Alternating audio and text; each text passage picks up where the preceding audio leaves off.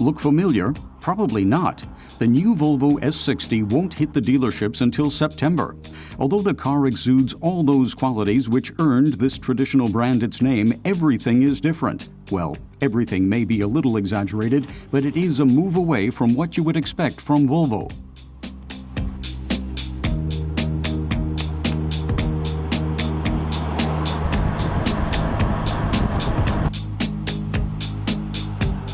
The S60 has embarked on a new road in design. Twin headlamps have replaced the classic variety. The shape of the car is more flowing.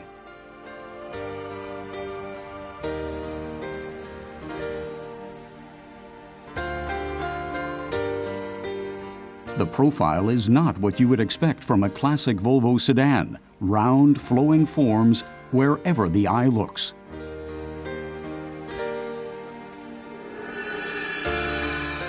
Wide rear lights dominate the back.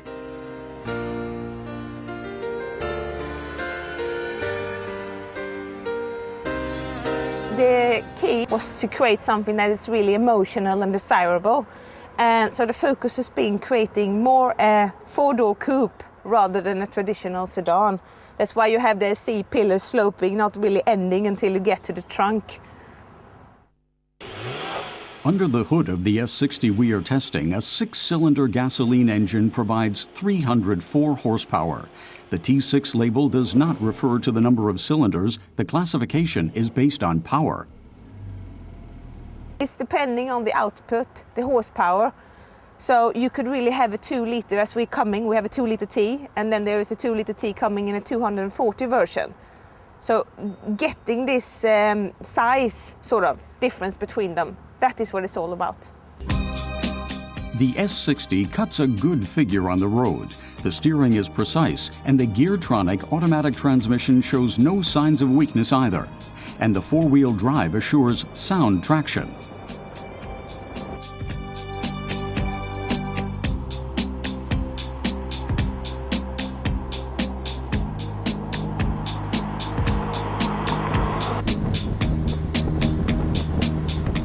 The Volvo City Safety System comes as standard. It helps to avoid typical rear-end collisions common in city traffic.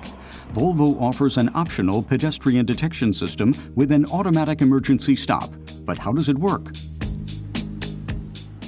Well, when you're driving like in a parking lot and you're looking out for a parking space, and suddenly there's this child around and you don't see it because you're distracted with whatever, and then suddenly you get a warning and an auto brake. That's what it does for you.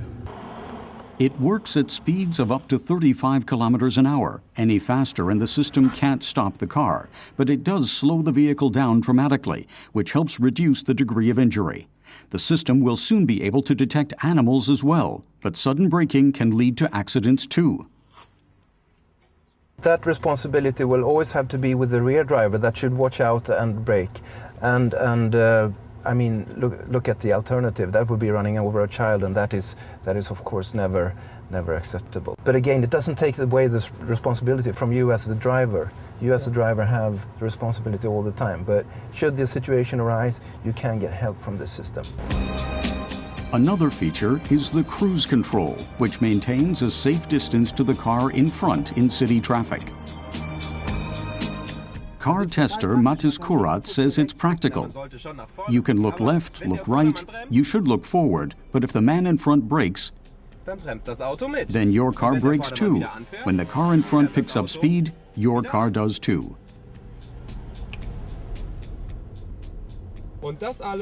And you don't need to touch a single pedal. It's very practical.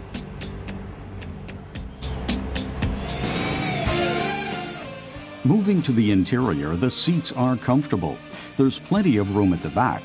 The dashboard is tilted towards the driver, and this model likewise has the same no-frills design with its freestanding central panel.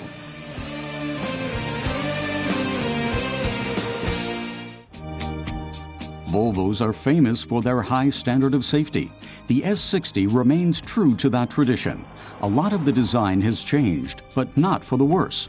On the plus side, the city safety package comes as standard. On the minus side, the pedestrian detection system only comes with the blind spot assistant and fatigue warning system for €2,000 extra in Germany.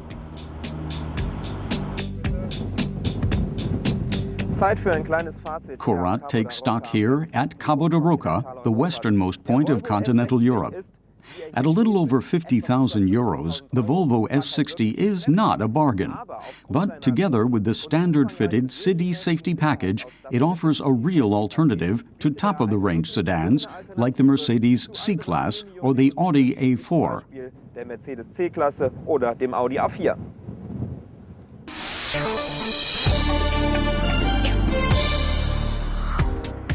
3 years after it halted production of the legendary Spyder, Maserati has introduced another soft-top option, the Maserati Gran Cabrio. The measurements are impressive. The new four-seater is 4 meters 88 long and almost 2 meters wide.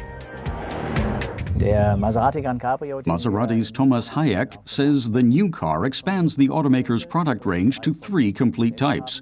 It will account for 30% of production. It's powered by an 8-cylinder, 4.7-liter engine. 440 horsepower mean the Gran Cabrio sprints to 100 kilometers an hour in just 5.3 seconds.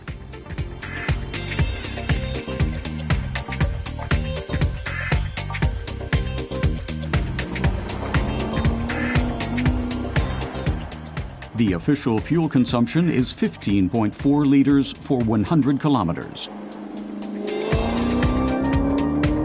Hayek says it's one of the most elegant convertibles on the market. He describes the wonderful contours of the car, understated and marked by unmatched elegance, he says. Of course, modesty has never been one of Maserati's virtues. But there's no doubt that this convertible is elegant. Again, that's due to the designers at Pininfarina, who have added a gaping front grille to the look.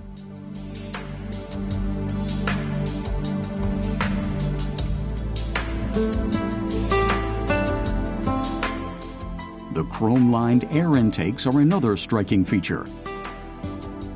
The headlamps are extended and add a certain assertiveness to the car.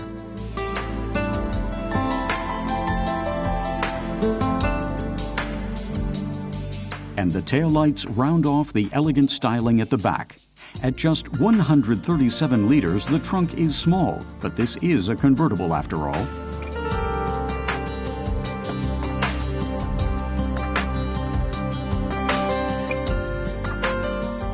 The Maserati man says the marque has been known for sporty, large convertibles since the 1950s, or two-seaters in the form of the Spyder. Maserati's Gran Cabrio is the first complete four-seater convertible they've brought out, but he says it maintains the long tradition Maserati has in the luxury sports car market. The four-seater Gran Cabrio is available in Germany from €132,770, but that guarantees a high-grade car and some admiring looks.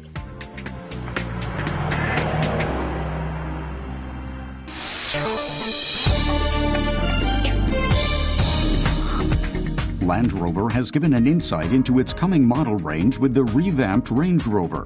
It includes a completely reworked V8 diesel with an 8-speed automatic shift.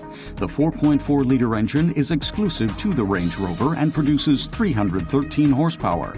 700 Newton-meters of torque power the off-roader from 0 to 100 kilometers an hour in just 7.8 seconds. The two new models from Fiat tuner Abarth have a distinctly sport-like look. The Punto Evo continues where the Grand Punto left off. The tuned-up model is designed to attract buyers in the 18 to 30-year age range. The second model is the open-top 500C. Abarth hopes that will appeal to women.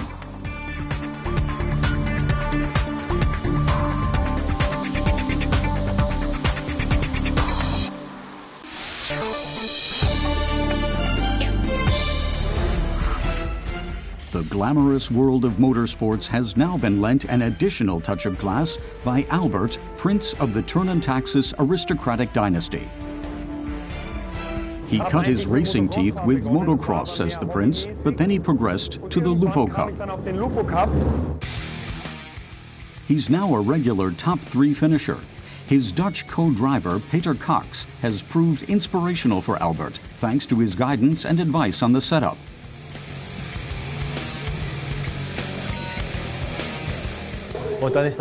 Cox says it's crucial for the driver to get in and out quickly, and that's more difficult in a racing car than in a regular road-going vehicle. It's tense as driver and team alike focus 100% before the race. Nothing is left to chance. The tiniest of mistakes or malfunctions could cost them victory. Peter Cox explains how gear selection takes place on the steering wheel. It also accommodates the other important function controls, like the radio. That allows him to communicate with the team.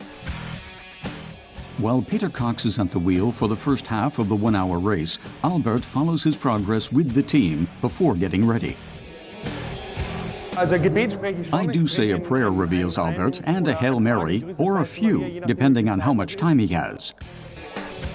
The economics and theology graduate doesn't have a regular training schedule, which makes competing against seasoned professionals an extra challenge.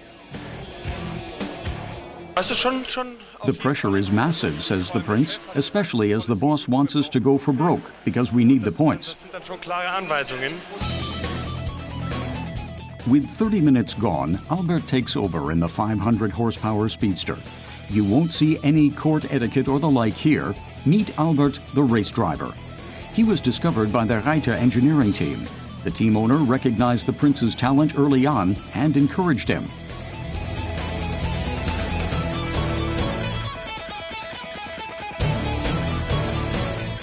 Hans Reiter recalls their first meeting in Italy. All he knew was that he was a racing driver from Regensburg who introduced himself as Albert. The team always knew him as Albert, and that hasn't changed. Albert's mother, Princess Gloria, often attends the races. Her son sparked her passion for motorsports. Very exciting right now, she exclaims. In fact, Mom was initially skeptical of his ambitions at the wheel, but Albert says he grew up with a penchant for loud engines. All he knows is that he loved cars and engines since he was an infant, hence his very first words. Yes, not Mom or Dad, but Broom Broom. He's not in the junior league anymore, but the duties and obligations that come with his position as Prince von Turnantaxis mean that he'll never be able to go professional. His experiences at the wheel have, however, given him a stronger sense of responsibility, dependability, discipline, and team spirit.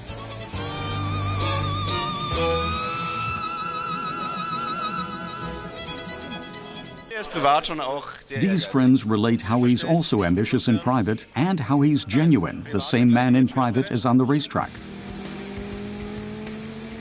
As his team can confirm, it may be Albert at the wheel and on the podium, but he always tips his cap to the engineers and mechanics. Reiter Engineering is a relatively small-scale team with an almost family-like atmosphere, one reason why Prince Albert feels so at home here. He's accompanied by family and friends at practically every event.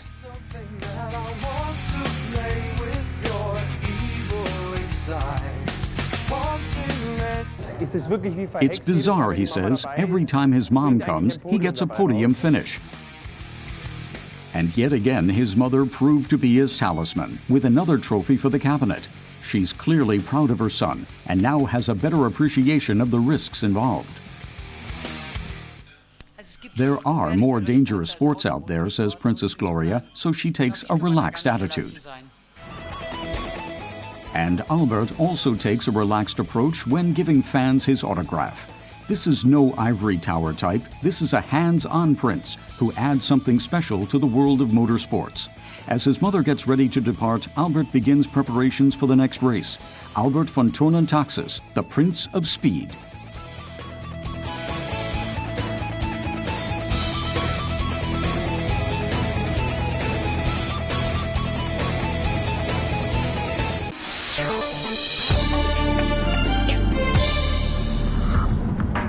Windscreens are often neglected. They're subjected to a relentless stream of dust, mud, rain, and all manner of tiny but potentially damaging flying objects. They all take their toll.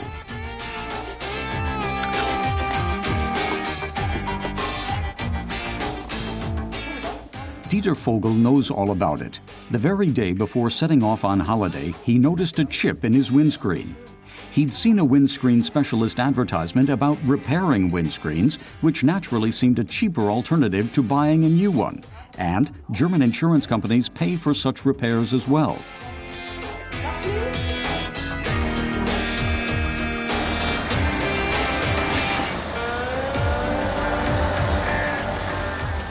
But there are a number of preconditions for a repair.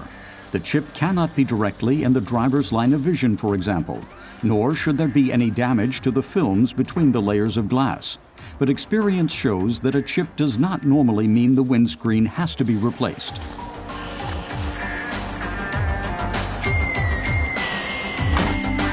Dieter Vogel is in luck. His windscreen can be repaired, but he's still skeptical. Was it even necessary to go to the windscreen specialist?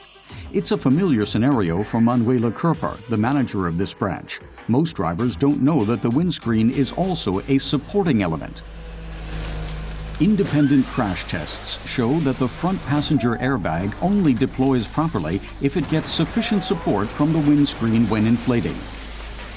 Windscreens today are glued in place, says Technical Inspector Holger Gens, and serve as part of the car's safety cell. Once a windscreen has a chip in it, it won't be as stable in the event of a crash. The same applies for the safety cell.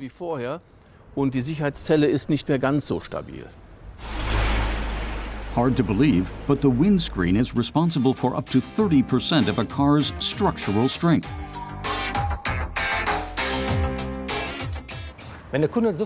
Customers should have chips seen to right away, says windscreen expert Andreas Fiet. If they wait, then dirt and moisture can collect in the chip. It makes the job tougher and existing cracks can spread. The first step, explains Andreas Fiet, is to remove any moisture and dirt. He then injects the special resin, applying about 4 bars of pressure. A vacuum is created. The air is sucked out of the chip and the hole is filled with resin. Then the resin is hardened with the use of ultraviolet light. The process takes about 3 minutes. The final step is to remove the excess resin and polish the windscreen smooth. That's it, the repair's done, but the chip's not gone completely. Andreas Fiet points out that this is primarily for safety, as opposed to a cosmetic repair. With the chip filled with resin, the surface tension has been restored. The customer can now set off without any worries, says Andreas Fiet, so even if you can still make out a blemish, the repair is worth it both in financial terms and for the environment.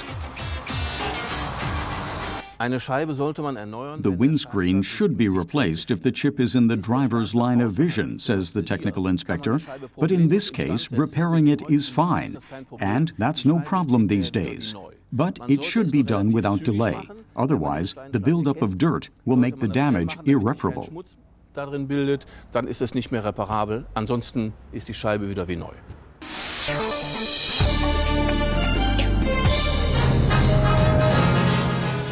Looking at this car, it's hard to believe it was built in 1936. With its streamlined design, the Chrysler Airflow looks more like something from the post-war age. The Airflow was the most radical thing on 4 wheels. It was truly avant-garde, but also put Chrysler in a crisis. It was simply too far ahead of its time. The flowing shape of the body found no fans among the conservative car-buying public in the U.S. Many thought it was simply ugly. But it wasn't just modern in terms of design. It was technologically advanced as well.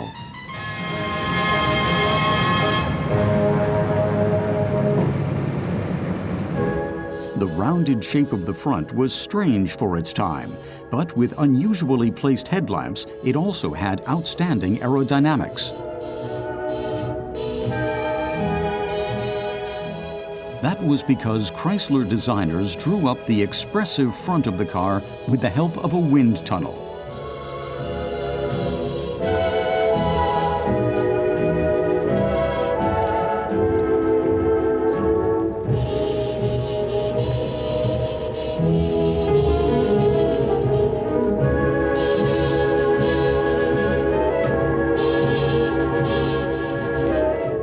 This 36 Airflow was from the second series. It was recognizable by its separate trunk, accessible from the outside. Earlier models had the spare wheel carried outside the trunk.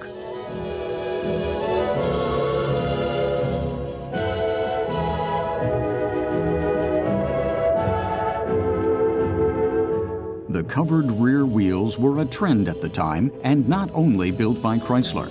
The windows could be opened using a lever, and the windscreen windows were equally easy to use as well. But despite the name, there was no air conditioning.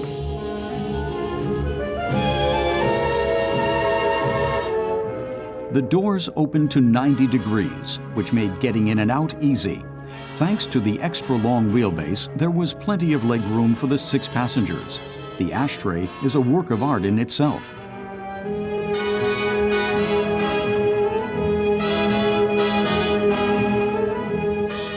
And the carefully matched color pattern in the interior appeals to modern tastes as well. This car marked the end of 1920s-style coachwork once and for all, and started the era of modern automobile design.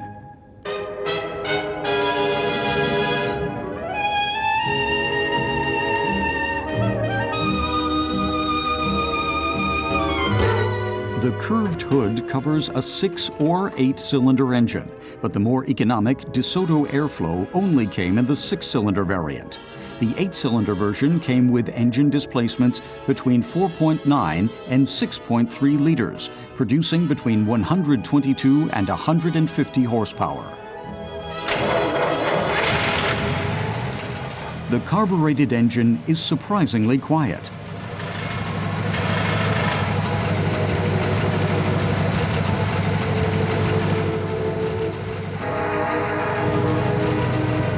But as said, the Airflow started out a flop, despite all its qualities. The founder of the firm, Walter P. Chrysler, second from the left, had numerous advertisements filmed in a bid to win over customers. This wire model was intended to demonstrate the extreme strength and stiffness of the body. They call this the strongest motor car in the world. And believe me, this chap is going to find out. Strapped in his seat, he's going to deliberately turn the car over while traveling at high speed just to see what happens. Personally, I haven't that much curiosity. Here he comes. Now let's try it once more. A final burst of speed.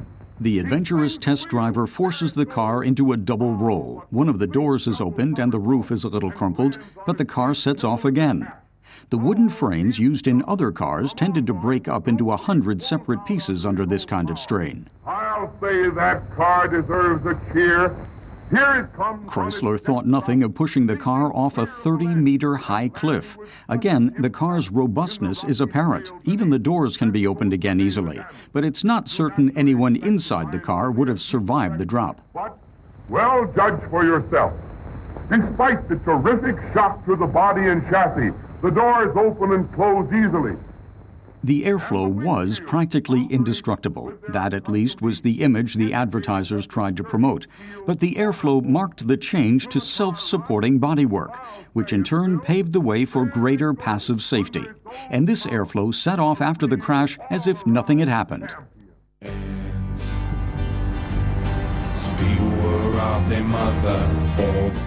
But all the advertising was to little avail. The Airflow remained a flop.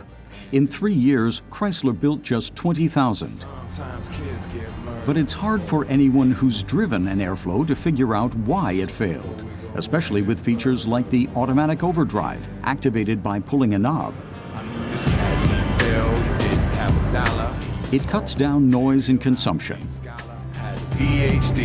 The sedan is easy to drive, even by modern standards, going straight at least.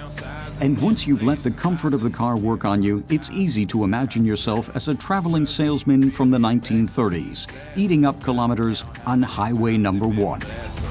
The Airflow was discontinued after just 3 years, leaving Chrysler designers a little more cautious afterwards. But the engineers lost none of their innovative ambition and kept taking the risk of being ahead of their time.